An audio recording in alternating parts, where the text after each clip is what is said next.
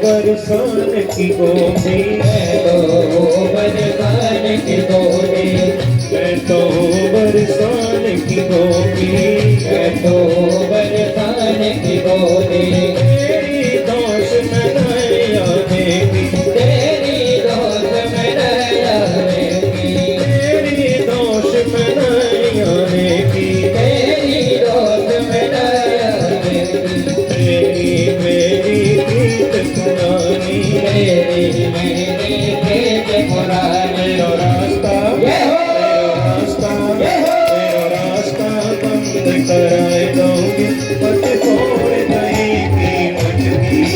तेरा रास्ता बंद कराए दूंगी, मत छोड़ देगी मुझकी। कोई पाँव में हाथ लगाए, मत छोड़ देगी मुझकी। कोई पाँव में हाथ लगाए दोगे, मत छोड़ देगी मुझकी। मत छोड़ देगी मुझकी, मत छोड़ देगी मुझकी, मत छोड़ देगी मुझकी, मत छोड़ देगी मुझकी, मत छोड़ देगी मुझकी, मत छोड़ देगी मुझकी,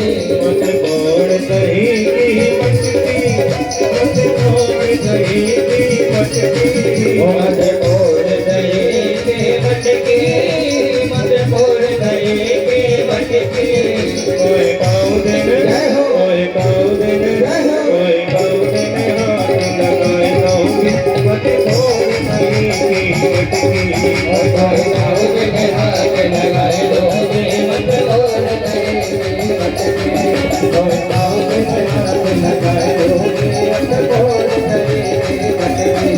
कोई पाँव देने हाथ लगाए दूंगी, मत छोड़ देगी मुझकी। ओ मत छोड़ देगी मुझकी, ओ मत छोड़ देगी मुझकी।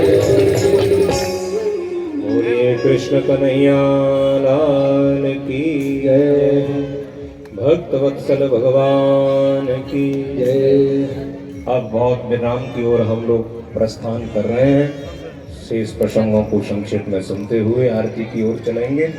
तो सब लोग थोड़ी देर के लिए बिल्कुल शांति के साथ विराजें। भगवान की इस प्रकार माखन चोरी लीला भई। एक बार भगवान मेरे कन्हैया ने मैया जसोदा लगी जमुना जी के किनारे, नजर हटी, एक मिट्टी को डेला उठा के मोड़े में धर लियो। वाल उन्होंने शिकायत कर दी, मैया माखन नहीं, अब तो तेरो लाला मिट्टी भी खाए भी न गए। पर मैं आप सब लोगों से बड़े सत्संगी हो, आपने खूब कथाएं सुनी है। पर यदि हम ये जानना चाहें कि भगवान ने मिट्टी क्यों खाई, इसका कारण है कि मिट्टी का संस्कृत में नाम है रसा। संसार के जितने भी रस हैं वो सब मिट्टी से ही प्रकट होते हैं। इसीलिए भगवान ने सोचा मुझे आगे चल करके रास करना है, और रास का मतलब है कि रस होगा तभी तो रास होगा। तो मानो मेरे कन्हैया ने मिट्टी का डेला डाल करके रस ही ग्रहण कर लिया हो। अथवा मेरे कन्हैया ने मिट्टी क्यों खाई? बोले अनादि काल से नियम है कि इस पृथ्वी पर जब कंस जैसे दुष्टों का जन्म हो गया तो हम कहते हैं कि जो वस्तु अपवित्र हो जाए उसका दशमांश ब्राह्मणों को दान कर देना चाहिए। तो भगवान के जो दांत हैं, दांतों को संस्कृत में कहते हैं द्विज, ब्राह्मणों को भी संस्कृत में कहते हैं द्विज, और पक्षी को भी संस्कृत में कहते हैं द्विज। इसका मतलब दांतों को द्विज क्यों कहते हैं? दांतों को द्विज क्यों कहा जाता है? बोले दांतों को इसलिए द्विज कहा जाता है, इनका जन्म 2 बार होता है। इनका जन्म 2 बार होता है। द्वाभ्याम जायते इति द्विजः। तो मानो थोड़ी सी मिट्टी लेकर के भगवान को समर्पित कर दी हो, मानो ये भगवान के दांत ब्राह्मण है। अथवा भगवान ने मिट्टी क्यों खाई? बोले इसका एक कारण और है। बोले संस्कृत में मिट्टी का नाम है क्षमा। हमारे घर में कोई कूड़ा डाल दे तो झगड़ा हो जाएगा, पर हम रोज मलमूत्र त्याग करके पृथ्वी को गंदा कर रहे हैं। पर पृथ्वी कभी नाराज हुई माताओं? कभी आपसे नाराज भाई आज तक कभी नहीं। तो भगवान ने सोचा मैं ग्वाल वालों के साथ खेलूंगा तो अपने मित्रों को क्षमा कैसे करूंगा, तो मानो मिट्टी खा करके क्षमा से ग्रहण कर लिया हो। अथवा भगवान ने मिट्टी क्यों खाई, बोले पहले भगवान ने चुरा चुरा करके खाया माखन, तो सोचा गोपियां पकड़ेंगी, हम कहेंगे नहीं खाया तो बोले लाला मुंह सुंघाओ। तो व्यक्ति जो खाता है उसी की खुशबू आती है, पुड़िया वाले के मुंह से पुड़िया की, बीड़ी वाले के मुंह से बीड़ी की, तो हम पकड़े जाएंगे। तो पहले चुरा के खाया माखन और ऊपर से डाल लिया मिट्टी का ढेला। यदि गोपियां पकड़ेंगी तो हम कहेंगे देख मिट्टी की खुशबू आ रही है, इसलिए भगवान ने मिट्टी खाई। अथवा भगवान ने ये ब्रजरज को क्यों पान किया, बोले वृंदावन का सबसे बढ़िया प्रसाद है ब्रज की मिट्टी।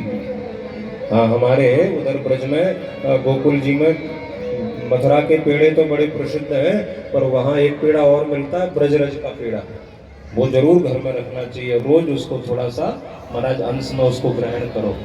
ये ब्रज के जो रज के पेड़े हैं उसको भक्तजन प्रतिदिन ग्रहण करते हैं, उसको प्रतिदिन ग्रहण करते हैं।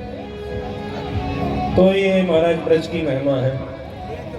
अच्छा, एक मैं बात और कहना चाहूंगा कि ब्रज में सबसे महत्वपूर्ण यदि कोई वस्तु है तो वो ब्रज की रज है, उससे बड़ा कोई नहीं है महाराज। क्योंकि जहाँ भगवान खेले क्रीड़ा की वो तो है ही, जो वस्तु को भगवान ग्रहण करते हैं वो प्रसाद बन जाता है, और जिस रज को भगवान ने ग्रहण कर लिया हो वो तो प्रसाद ही बन गया। इसीलिए एक संत ने कहा ये वृंदावन की रज सब देवन को दुर्लभ। इसलिए ब्रज रज के लिए बड़े बड़े देवी देवता भी लालायित रहते हैं। ये ब्रज रज की महिमा है महाराज। एक बात मुझे याद आई, एक बार एक कोई राजा की रानी आई थी वृंदावन में, तो वो जब बिहारी जी का दर्शन करने जा रही थी, ध्यान से सुनी, तो कात्यायनी मंदिर के आसपास महाराज एक जमादारिन झाड़ू लगा रही थी। तो वो झाड़ू लगा रही थी तो रानी की दासियां कह रही थी हटो हटो महारानी आ रही है, महारानी आ रही है। जमादारिन झाड़ू फेंक के बोली रानी ये कब से रानी बन गई यहाँ के। अब रानी को उसने ऐसा कह दिया तो दासियां मारने दौड़ी जमादारिन को, बोले नहीं नहीं नहीं इसको छूना नहीं। रानी उसके सामने पहुंची, बोले बहन क्या मैं रानी नहीं हूँ। जमादारिन बोली हमारे ब्रज में तो 4 ही रानी है, 5वीं नहीं है कोई। तो कौन कौन सी रानी है, बोले पहली रानी है राधा रानी, दूसरी रानी है जमुना पट रानी, और तीसरी रानी है रज रानी, और चौथी बोली चौथी में ब्रज की महत रानी। 5वीं कोई रानी नहीं है महाराज, हमारे ब्रज में कोई रानी नहीं है। वो मैं ये सत्य घटना आपको इसलिए कह रहा हूँ, वो महाराज वो रानी वो जमादारिन के चरणों में गिर पड़ी। बोले हे जमादारिन बहन, आज मुझे तूने सच्चा बोध करा दिया, मैं तो झूठी ही रानी बन रही थी। जिस ब्रज रज के लिए बड़े बड़े देवी देवता लालायित रहते हैं, जिस रज को मेरे कन्हैया ने अपना भोग लगाया, उस रज में तुझे झाड़ू लगाने का सौभाग्य मिला है। सचमुच तू ही रानी है, मैं रानी नहीं हूँ, तू ही असली रानी है। क्या तेरा परम सौभाग्य है। इसलिए भैया ब्रज रज की बड़ी अद्भुत महिमा है।